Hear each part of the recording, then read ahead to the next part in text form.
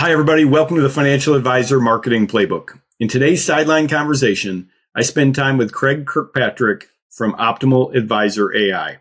Craig's a 30-year financial services veteran who now trains advisors on how to use AI in a compliant way to save time, improve client connections, and drive growth in their practice. We'll dive into the practical applications of AI, how you can use it for business growth, and some advice for getting started.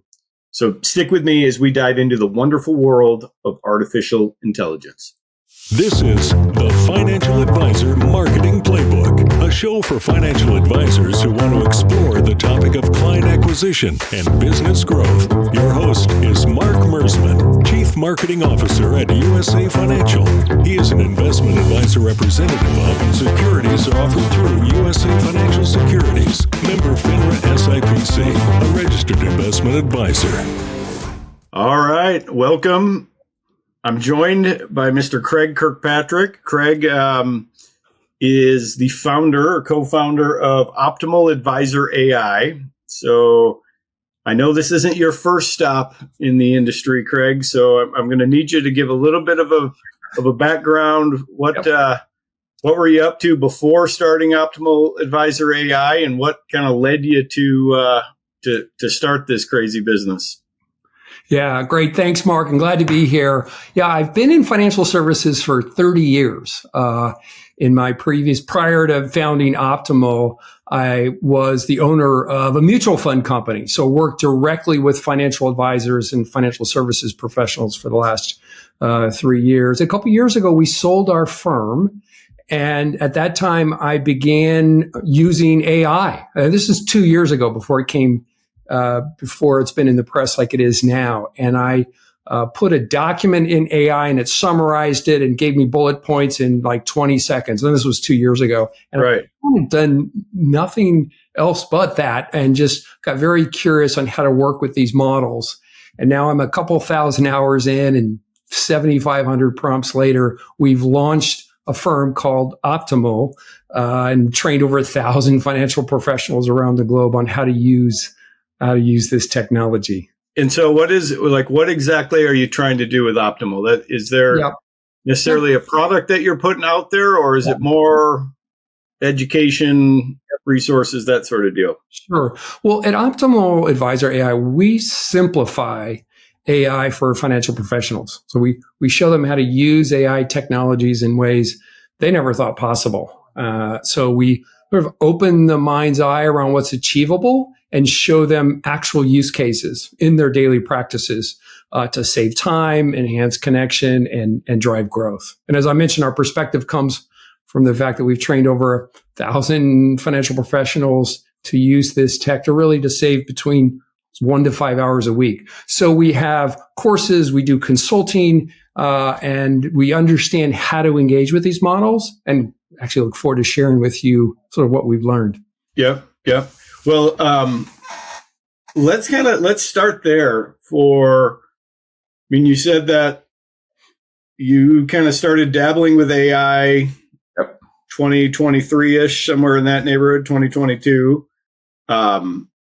What kind of changes have you seen just in that short time frame? And, I guess what excites you the most about the business decision that you made to start Optimal? Because I think you got a pretty wide open spaces ahead of you. Yeah.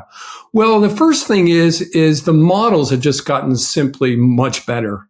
But let me say this at the outset, because I think it's important, and I come bearing really good news on this front. There's no technology or AI experience required to use this. This started out as a big curiosity for me, and I started teaching all my financial advisor friends some of the tricks that I've learned to consume more content or create better content. So what's happened literally in the last 6 months, the models and outputs have just gotten dramatically better. We'll talk probably about compliance and hallucinations and how do you work in the models in that regard. So the thing I'm most excited about is just the quality of the output that these models can deliver. And again, having literally been in the trenches with individuals on this for thousands of hours, seeing people who've never used this technology before engage with it, learn from it, and have it really save time it's been very cool. Well, yeah, and you and I met. You came and spoke at a conference that we hosted in the fall, and I think a big part of what you do, and I think this is probably important for folks to understand. You're not necessarily selling a product or something that you've cobbled together with a chat bot or anything like that. Your goal is to really help them understand some of the core AI tools that are out there and how to leverage that in their practice. So, let's talk a little bit.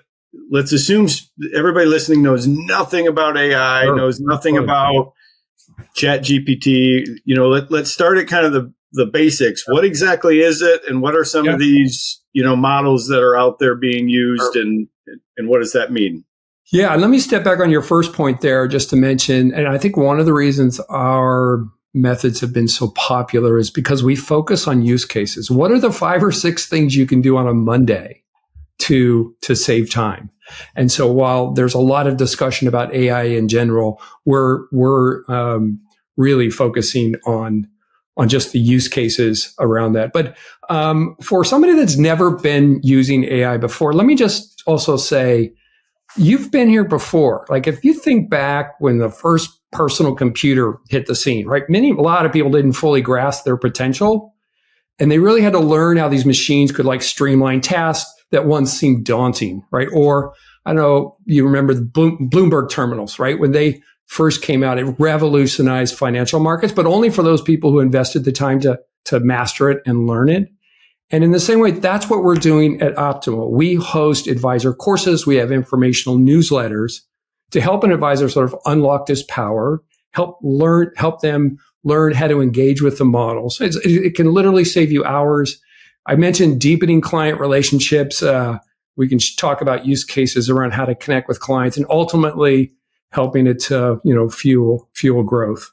But when you want to talk about practical use cases, right? Like what if you've never engaged with these models, what are some of the things that you can do? And I'll mention 2 or 3 things that are at a high level. The first thing that AI is really good at is consuming content.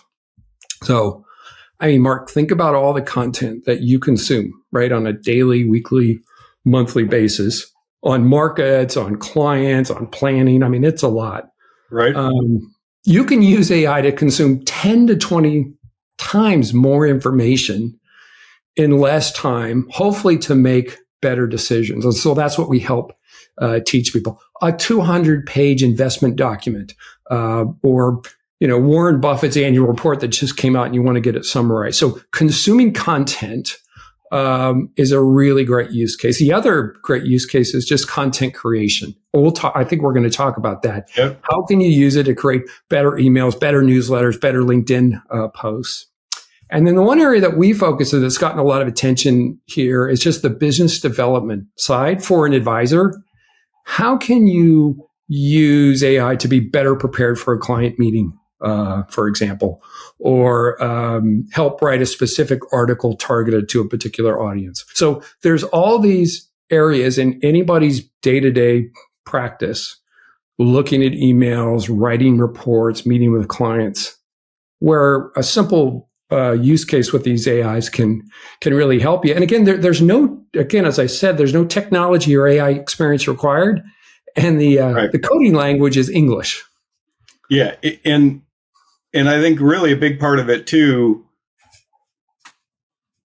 I know for me, as I've become more reliant on it in my day to day, it's about not questioning the limits. And what I mean by that is what I would normally go to Google for to do searches, or think even asking others on my team certain things.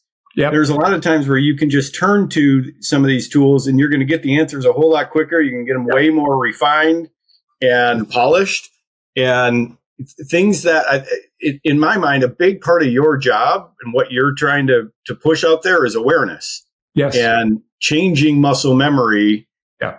For me, I've just had to start anytime I'm going to Google. Oh, wait, nope, I'm not going to Google that. I'm going to reposition. I'm going a different direction. And it's remarkable how much it's changed my day-to-day world. Mark, you're so right. And one of the things from just a perspective standpoint, two big things. First, AI is just a new tool, a new technology. And secondly, there's this transformational change going on. Anytime this happens, like with computers or the internet, you need to learn a new skill. And so the new skill that everyone's going to learn is this thing called prompting or giving instructions. Because in many cases, you can't treat it like Google. In fact, a lot of our advisor clients treat like a model like ChatGPT as though they're hiring an assistant in their office. Yep. Right. And this is an amazing assistant. It has access to everything that's ever been written. It can read a 1,000-page book in minutes. It can speak every language. It never gets tired. But normally when you hire an assistant, you have to train that assistant. This is exactly opposite. You're the one that needs to be trained. We're not used to giving instructions to a computer. And I think that's where we help out. How can you get better output, better answers? And again, Mark, I honor you because I know you have leaned into this a bit and are sort of doing some ninja prompting with the models. And what's funny about that, what I've found that for me, in order the better I get at asking, and developing prompts, I treat it like you said, as a personal assistant, so much so that I find myself putting niceties in and saying please and thank you in the prompts, Here, I'm telling the robot here, thanks, please do this, just like you would do a human, because you don't want to be a jerk. You want to be polite, There was an article, somebody came out and said my responses, it turns out the responses are a little bit better if you're nicer with the AI model. But I'm not sure about that. But again, you've used it, right? What do you think, are one of your biggest challenges in engaging with this? And again, you use it for me, it's more between my own ears and making sure that, number one, I'm very, the more detail I put into the prompt, and to be clear, everybody, I'm a fan of ChatGPT, but there's obviously others out there. And, Craig, I'd love your take. You're going to be more knowledgeable on that side of it. But I think by and large, they're all kind of getting you down the same path. But I've found, number one, being more detailed. Number two, when I don't get something that I like or I'm not happy with the output, just ask it again, and you better figure out how to ask it a little bit, more concisely or give more context for your prompt.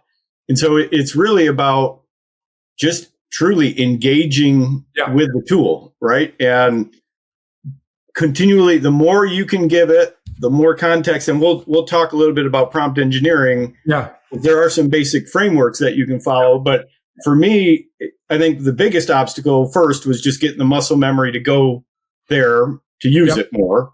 And then it was just pumping in as much as you can into that prompt to get the level of granularity and detail that you're looking for on the output. So you've brought up such a key point, again, when we work with individuals, and a lot of people in the audience have engaged with the AI models, I'm sure, and they've gotten an output and it hasn't been great, right? It doesn't sound like me, or it's too jargony, and they're like, wow, this AI thing isn't that great, right? And so, but just to your point, being able to have the mindset, like it's an assistant in my office, it's a coach, it's a partner, and if I don't like the output, I say I don't like the output. I just did a prompt this morning and I got an output from the model for an email.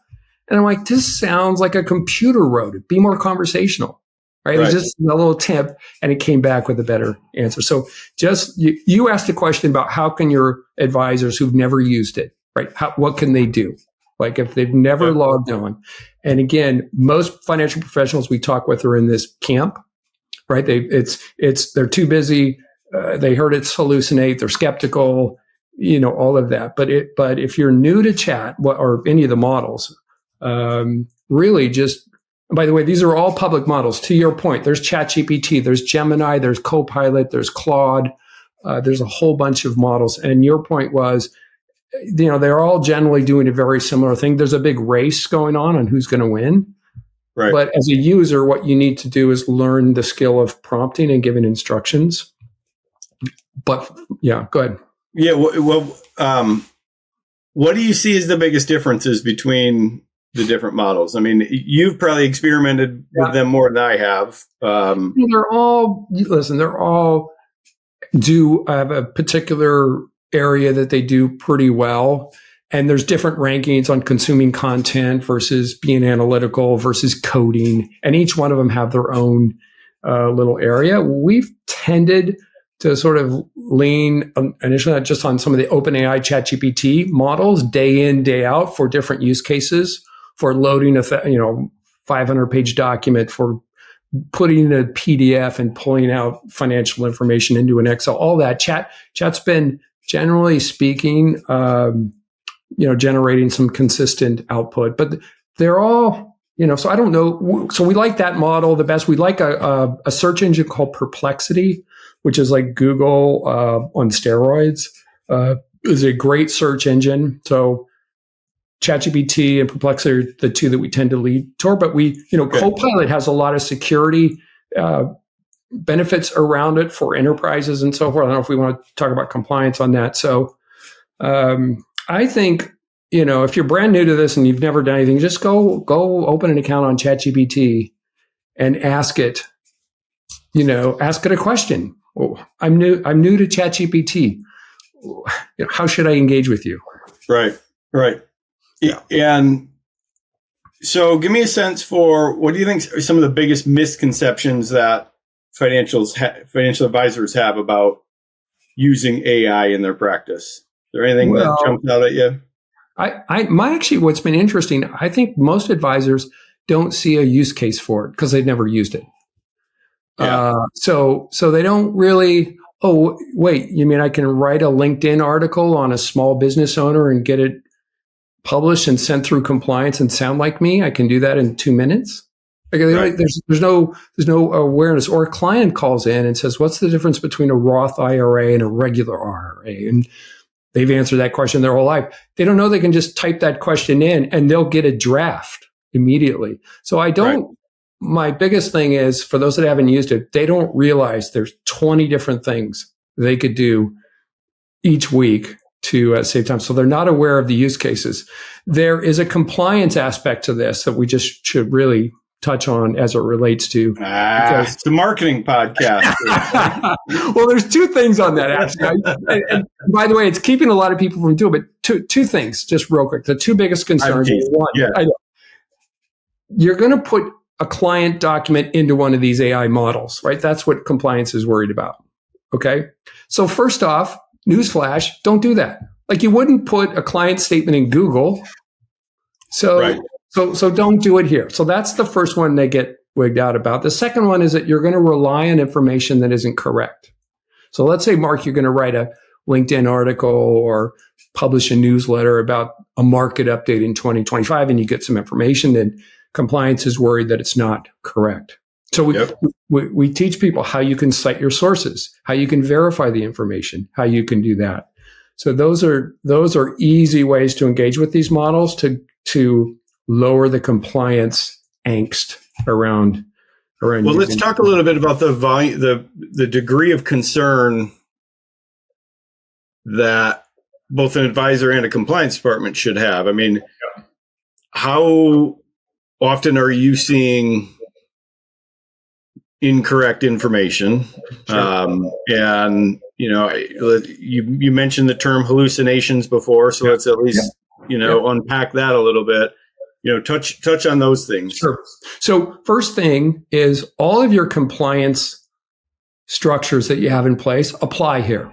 Okay, so that's the first thing. But let's say you're going to write a letter to a client about having them do new business with you, for example. All of your compliance items are still there.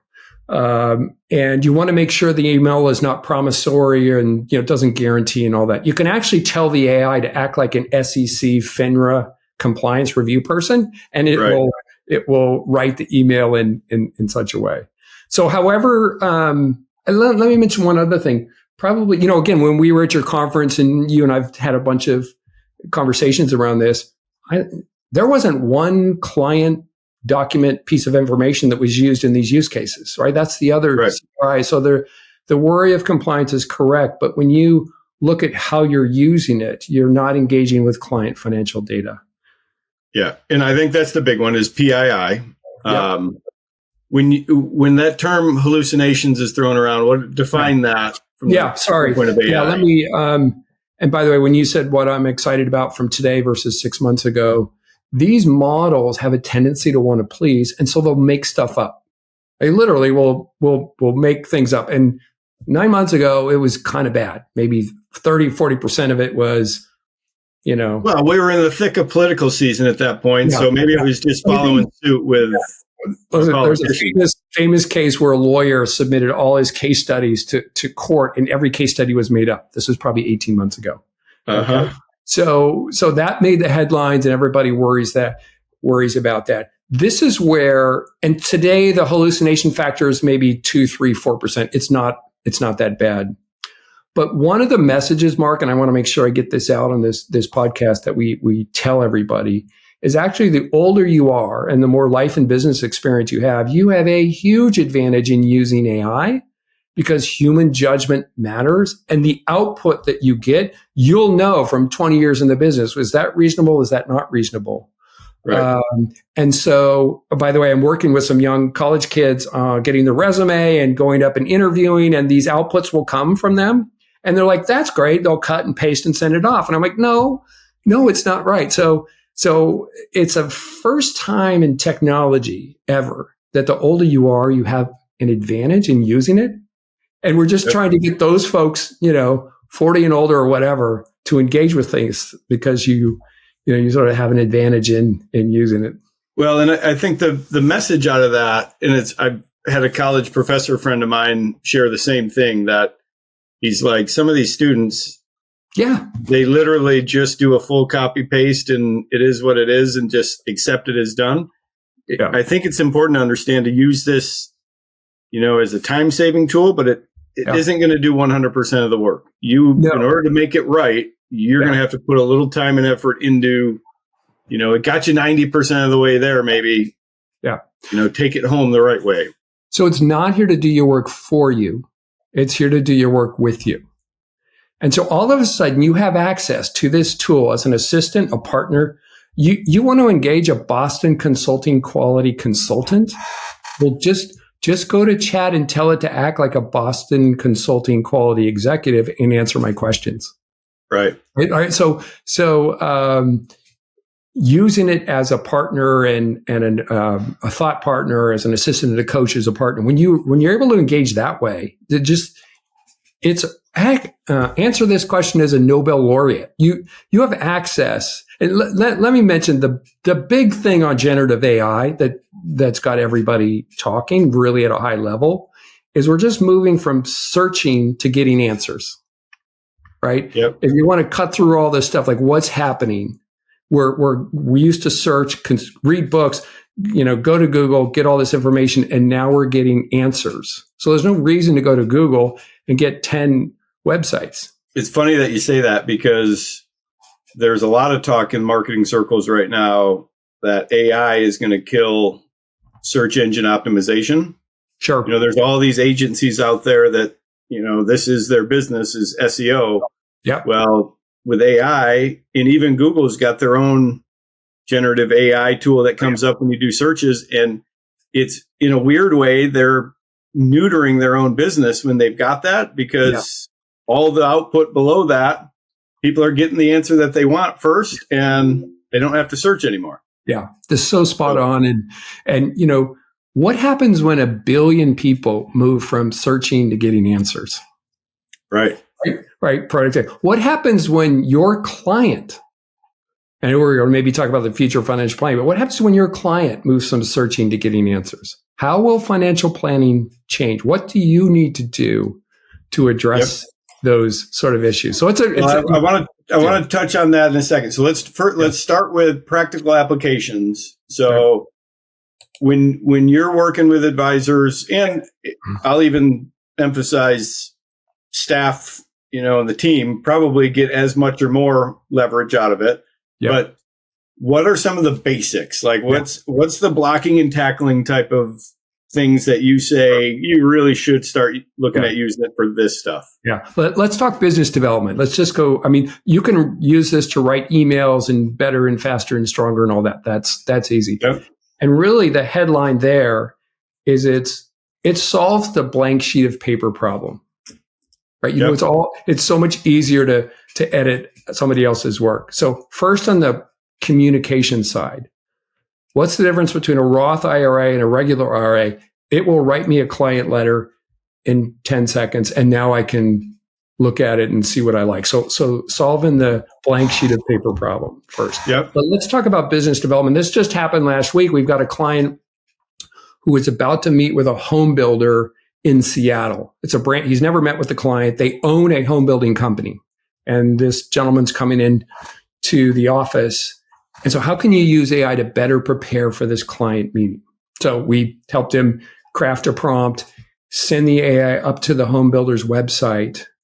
And by the way, the advisor really wasn't familiar with the home building business. So can you give me 10 questions I could ask this home builder client to better engage with them in my first meeting? Or what should I know as a planner about the home building business so my client thinks that I know about that? So in seconds, you're now better prepared to ask the question about seasonal cash flow of your business, for example, that you might not have known. So just that alone on the business development side to prepare for a meeting, is one use case. Yep. We've seen kind of similar type of deal. Advisors looking to host a client appreciation event or some sort of, and, give me 20 ideas for things I could do with my client in a small group in Grand Rapids, Michigan. There you go. You've got, a lot of times you're going to know some of them, especially if you've been there, but I was pleasantly surprised at some of the suggestions that I've seen that get thrown. Oh, I didn't realize that was there, or that was an option. So you want to talk about saving 15, 20, let's say you have a person in your office who plans your event. AI can give you the 10 local events, really unique events, ideas. It can then give you an agenda of the evening and talk about ways to engage your clients through. If you're going to go to an art museum, what are the 6 ways to engage it? So it creates the agenda and then it creates the invite. Right. This is done in under 5 minutes, which might take your meeting planner an hour, a couple hours to do. Yep. So hosting client events is a big one. Just creating. Let me mention one as just using AI as a strategic coach. We worked with an advisor, $150 million out of Irvine, and how can they double the size of their practice? Create for me a strategic business plan to help me, grow my business. Again, I'm using the AI as a strategic coach in that regard. Or creating LinkedIn contact. Now, a lot of advisors just don't post on LinkedIn. It's a hassle, it's compliance, and I don't know what I'm going to say, right? You can create 6 LinkedIn posts. Let's say you want to target small business owners. Give me 5 ideas for small business owners that I could post on LinkedIn. Tell me when the best time to post is. Write the post, make it compliant.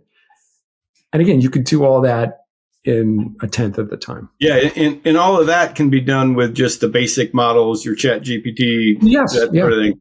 It's funny because as you were talking there, for us, when we record this podcast and this video, we're using AI a number of different times. So beforehand, I told Chat GPT who you were, what the interview is going to be about, and to give me some questions and some ideas, right? Just to help me get some conversation starters. So that was before. Now, during this, we get done with this recording. This video tool will download it. I'll get an AI transcript. I'll take that AI transcript, and what we'll do with it is a few things. Number one, I'm going to pop it in. It will generate social media posts. Hey, give me 10 social media posts from this. And then give me a summary for the YouTube page and the podcast page based upon this entire transcript. I've seen, we'll also do this tool. We'll also do some video editing. So it will take little cuts of the video and Yep. serve up, a handful of 30-second little shorts from it, all done through AI without ever having to lift a finger. And, it usually will create 10, 15, 20 of them. And you kind of go through and pick the few that seem to work. It's amazing, the amount of time that it has cut just from doing something like this. Yeah. From a planning and then the back end execution. Yeah. Multiple hours for every episode. Mark, touche to you for being. I just hearing you describe that sounded really complicated, but I know what you had to do. Right. I know. Yeah. Right. So to our listeners who've never engaged with AI, and again, this is some of the stuff we do in our workshops and our courses. So something that you just described is, can be done pretty easily. We take the crayon out and say, let's say you want to plan a trip to Italy, right? Yep. And we showed this at your. Yeah, this is fun. Yeah, and of course, people have used it. I'm going to Italy for 5 days with my wife and daughter, and help me plan this trip. And you go to Google, and it's really difficult. But you go to chat, and it will give you an itinerary. And then, again, Mark, as you know, we also said, well, wait, I know where my hotel is, but my wife is gluten, and my daughter's a vegan, and I'm with my 80-year-old mother. What do I do?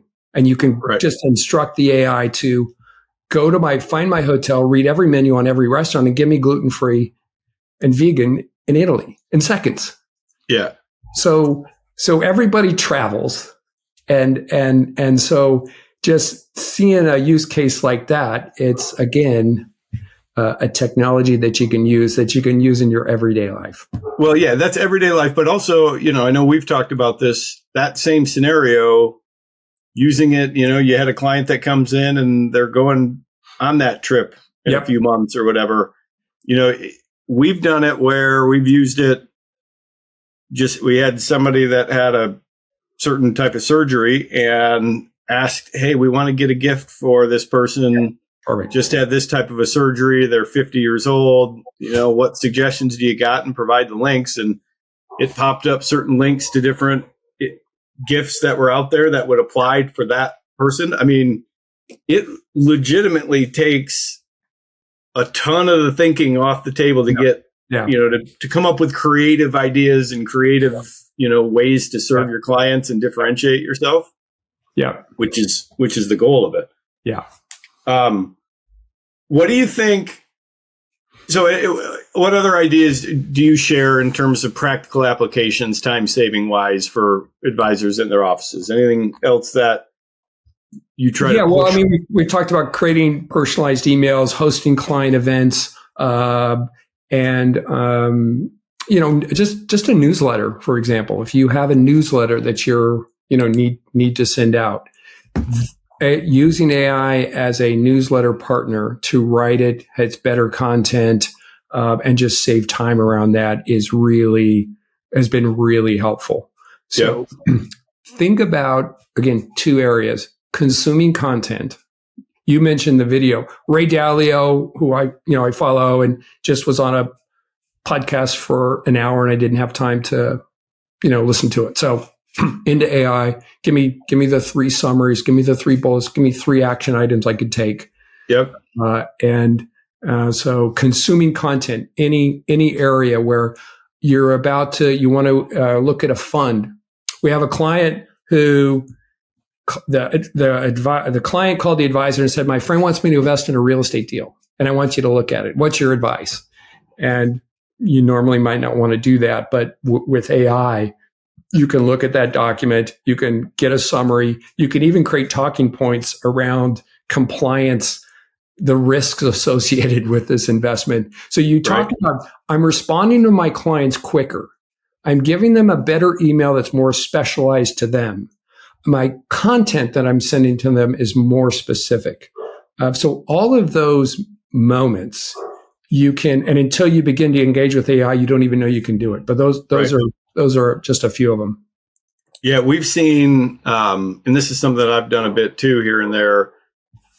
We have some advisors that have YouTube channels and that sort of thing, and they're always looking for ideas on content. And before AI, there was a lot of it out there, but you had to kind of process and synthesize it and summarize. Now, like, we'll see a lot of advisors, they find a couple of good videos from others out there. Yep. And just pop the link into one of the GPTs and say, hey, summarize this, and I'm going to do a video on it. Yeah. And give me the bullets for me to work from a video. Yeah, sure. How about a couple others? How about your company meetings, right? Are they good? Are they marginal? Are they like, help me have a fantastic company meeting? How can I improve my culture? What are 4 things I can do to just improve the vibe around this office? Or I want to hire an administrative assistant. Give me, an ad that I could place to hire an admin person. So it's, again, as you begin to think about what do I do all day long, you're like, oh, wait, I could use my assistant to help accelerate. And that's what we do at Optimal in terms of helping people engage with the models better so they can get a better output here. Because you can try all this at home, and I think you should, just to engage. But, Mark, with a couple changes to the prompt and a couple instructions, the output can be increased by 100%. Yeah. Well, let's talk a little about prompt engineering then. When you're giving guidance there, best practices for, how to write a good prompt, how do you coach to that? What's kind of your message there? Yeah. And we have 4 courses here where we teach this stuff. In the first course, we try to teach what are some of the foundational aspects of this. And one of the keys when you're instructing the model, and I'll just say, is to provide context. And what does that mean? Like, here you have this assistant you've just hired. They're in your office. They're ready to help. But that assistant doesn't know who you are, or are you a gardener, or are you a chemist? So I'm telling my assistant, oh, wait, I'm a financial planner. I'm trying to help, my clients. I need to respond to this question. I'm giving them context to help my assistant understand who I am. That simple little twist can improve your output. Yeah. And I would also say, within that context, who's the audience, right? Yeah. Who's this really geared towards? Yeah. And the other fun thing that you can do with some of these, you can tell it to act who you want the AI model to be. Yeah. If you want the AI model to write that email in the tone of Snoop Dogg, you can do that. Go for it. Right. Yeah. Or like you were saying, Boston Consulting Group, or, in a lot of times when I'm working on web copy and that, I'll tell chat, hey, you are an expert SEO and website content writer, blah, blah, blah. Or I'll pick some of my favorite marketing gurus out there that are well known and say, write it in this tone. Yeah. Yeah. We teach, how can you get the AI to sound more like you, for example, right? Because, that's the big rub with new users here. It just, the output comes back. So, listen, this, Eric Schmidt, the ex-CEO of Google, who's this global force in AI education, just, says that this is the most transformational technology in the history of the world, right? Like kind of like electricity. And so I think for those folks that haven't had a chance to engage with it, you can do this because you were around before computers and the internet and a cell phone, and you figure that out, right? You can, and it takes a level of curiosity and just, a willingness to just want to engage. One other thing that we ask our clients, early on, like, what do you love to do? Right? Like, what do you really, work-wise or personal-wise, what do you, I want to spend more time with my kids, or I love golfing or whatever. Okay. Do you want to do more of that? Well, yeah.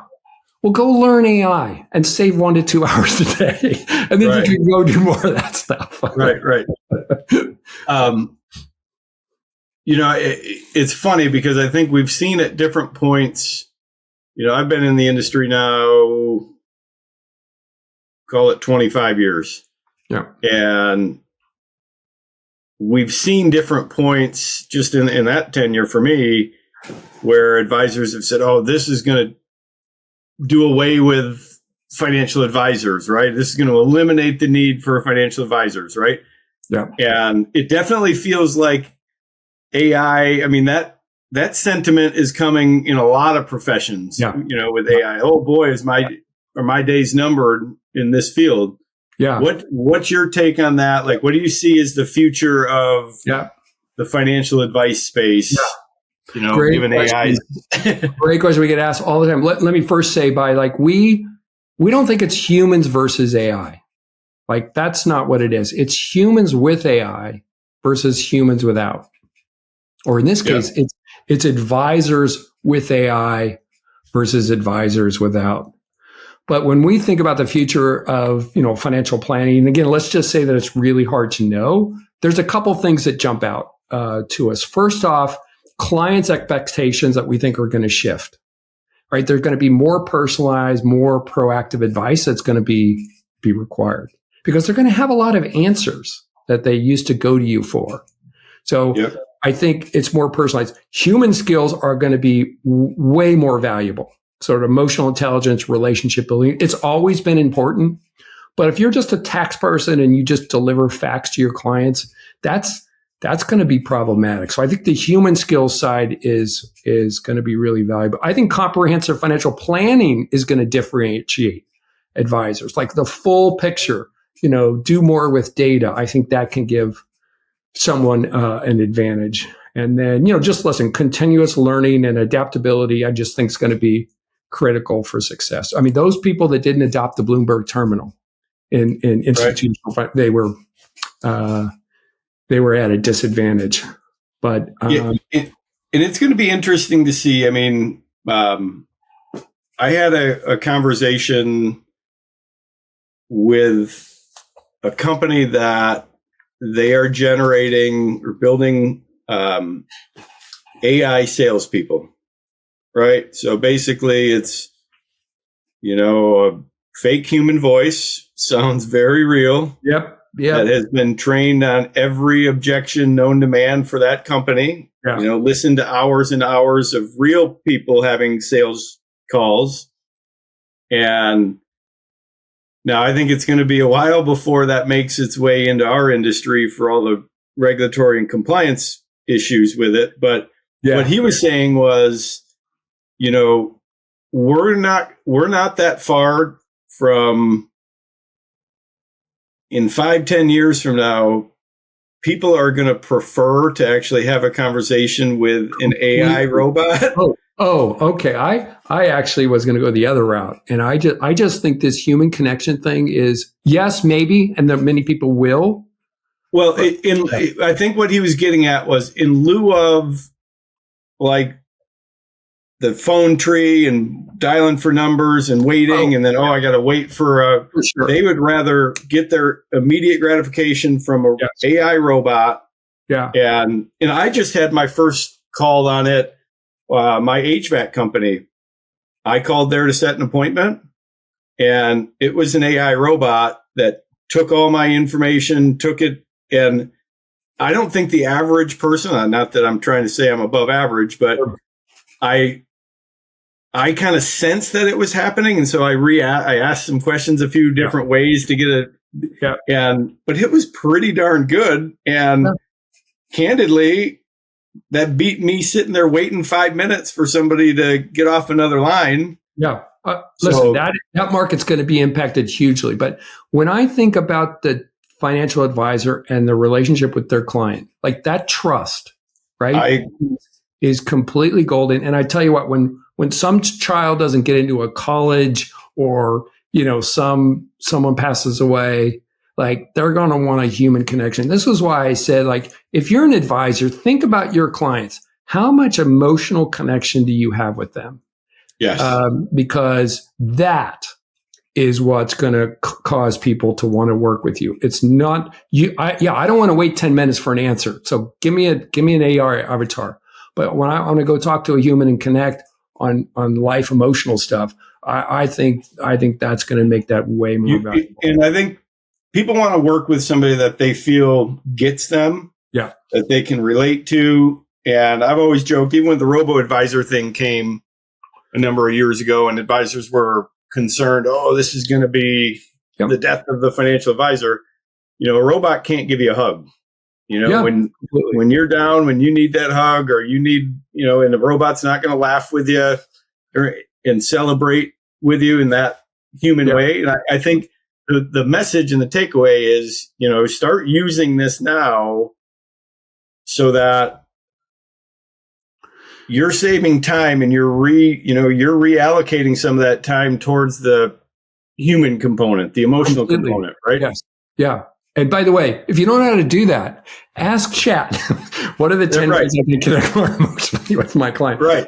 That's where this is going, Mark. I see it. And those advisors who work more on life coaching or empathy or connection will have a huge advantage. And they'll use AI to save time, to your point, where now I have 4 more hours a week. What if you had 4 hours a week to call that client, to take them out to lunch, to connect, instead of doing, portfolio or whatever you're doing that an AI robot could help you with an hour. So that's the twist. That's where it's going.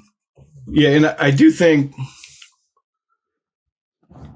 if the writing hasn't been on the wall before, it is now. I mean, your value as a financial advisor, if you're putting it all on the performance of a portfolio or the performance of whatever it is, you're going to be missing the boat, because, I mean, we're going to start to see AI things that come up that are going to look really impressive performance-wise, I'm sure.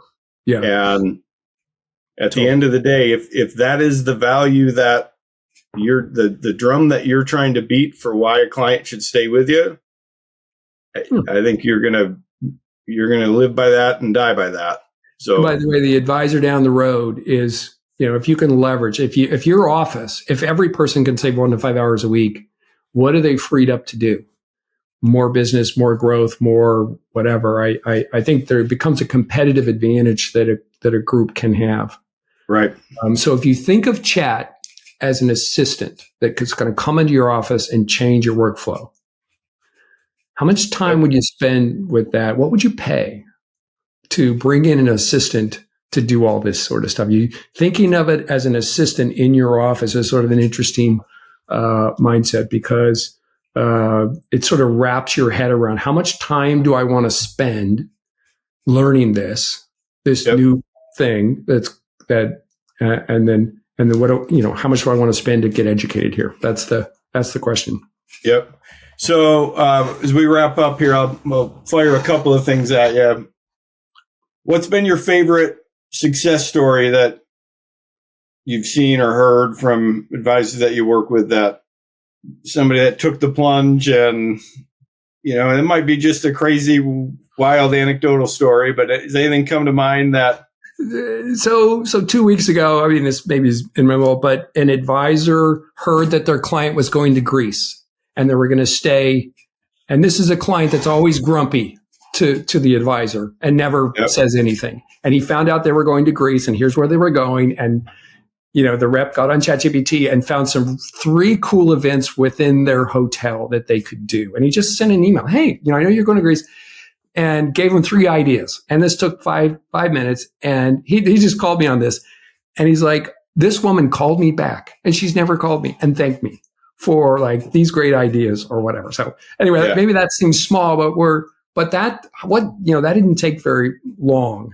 And then I think the other kick that we get is just seeing people, get to save time. And, we've got this big NPS score for our courses, and we get all these rave reviews and all that sort of stuff. So listen, I'm the son of 2 school teachers, and to be able to get to teach about, this product and see people engage with it in a way that, can help save them time. I mean, our product is really time. So anyway, that's a long-winded answer to your question, but no, but you know what? The first story though that you shared, I think it speaks to the human part of it, and it speaks in my mind that the work that people really appreciate from a financial advisor is oftentimes not financial at all. Yep. And I think once we realize that this might be the job that I'm doing for you with the numbers and the moving the accounts around and that, but the reality is that the real work that is truly valued probably isn't the portfolio stuff as much as you might think. So,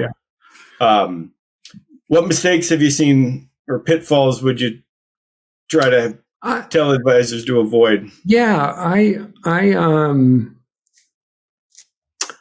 I think they'll use it a little bit, but they won't make it a habit. Like they learn about it and then they're excited and then they kind of forget. So we really tell people, make 15 minutes a day just to begin to kind of use us. Though it's the adoption side. We do a good job of changing human behavior, but they'll use it. But then here's what happens. Because a lot of our advisors are really successful, they get back into their old ways of doing things and they don't know that AI can help solve that. So I think, listen, this is a new tech thing. It's hard to change human behavior. And I see people sort of struggle with that a little bit on the adoption side. Yep. Okay. Any final parting shots on first steps an advisor should take? A simple AI use case to try to immediately see some value. Anything that? Maybe I could ask Chat. Hey, there's a mobile app here. Hey, Chat, I'm a brand new financial advisor. I've never used Chat before. Can you give me 2 simple steps to be able to engage with you? Absolutely. Step 1, just start by asking any question or sharing what you'd like help with. Step 2, I'll respond with the info or guidance you need. It's that simple. So, anyway, there's an app. How often are you using the app? Do you use that pretty regularly? I do. I still like the desktop application. But dude, this is Siri on steroids. And again, I didn't know I was going to ask that, and it knew I was a financial planner and gave me 2 ideas in seconds. Yeah. So somebody wants to explore what you're doing more. How do they find out what? I got to give you a chance to plug what you're doing there. Craig. Yeah, no, listen, we speak nationally on this topic. We're Optimal Advisor AI. We have monthly courses that are 75 minutes for advisors that they can join, and you sit through that course and you're going to learn an introductory how to use AI. We have 4 courses that people can be part of. We also have a monthly newsletter that comes in with videos and tips on how to do AI. We do speaking around the country, and we're just out educating it on what are the use cases. So there's no AI or tech experience required here. And everything that I've talked about today, you can learn. So what our courses do is accelerate your interest in that, in using AI. Awesome. Your website is? OptimalAdvisorAI.com. Okay. Awesome. Well, hey, Craig, this is awesome. This is, I feel like I can have this conversation ad nauseum. So, I'll probably have to have you back on at some point, especially the pace at which this stuff is changing. So love to, Mark. And again, I honor you for engaging with AI, even though you have a very, very busy life. Cheat code, man. It's the cheat code, right? That's great. It's really what it is. Yeah. So, that's awesome. Hey, I appreciate it a ton, Craig, and we will catch up soon. And thanks for joining us on the podcast. Thanks, everyone. All right, take care. Bye. This information is for licensed financial professionals only and is not intended for use in soliciting sales from the public. The views expressed represent the opinions of the presenter or their featured guest, not necessarily those of USA Financial or its affiliated subsidiaries. Industry references are generic and are not intended to represent actions or beliefs of any individual or entity. Content is only presented to illustrate general principles, beliefs, or ideas and should not be construed as legal or regulatory advice. Trademark and copyright protected. USA Financial and Affiliates.